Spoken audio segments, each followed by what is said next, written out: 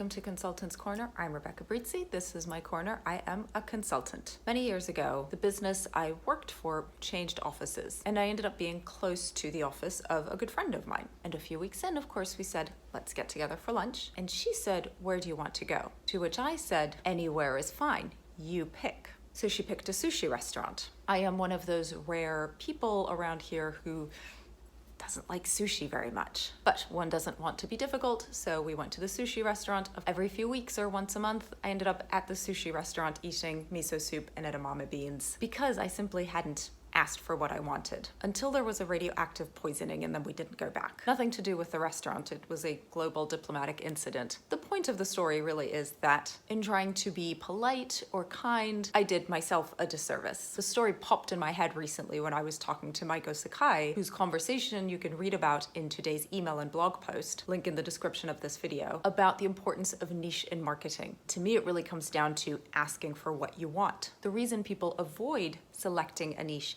is this fear that if they do so, they are excluding too many clients, or people won't send them business because they think that's not their niche. The reality is that in being specific, you are painting a picture for people, and they have a much better understanding of what you do and for whom you do it. And therefore, they are more likely to reflect themselves in that image or to recognize somebody else as a reflection of that image.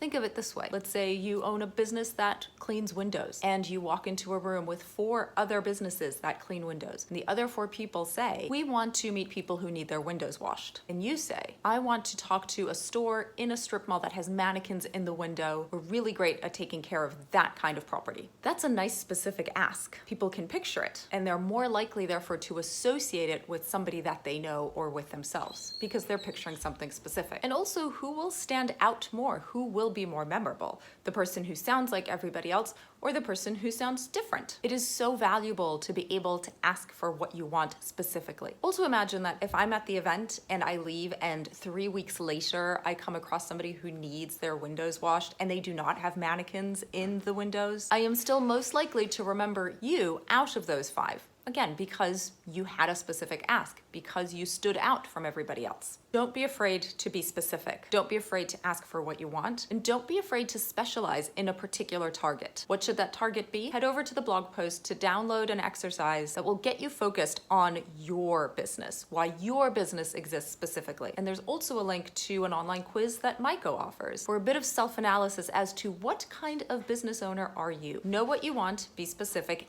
ask for what you want, don't be afraid. That's how your business will grow. And when you're done, share your results in the comments. What is your niche market? Who do you want to meet?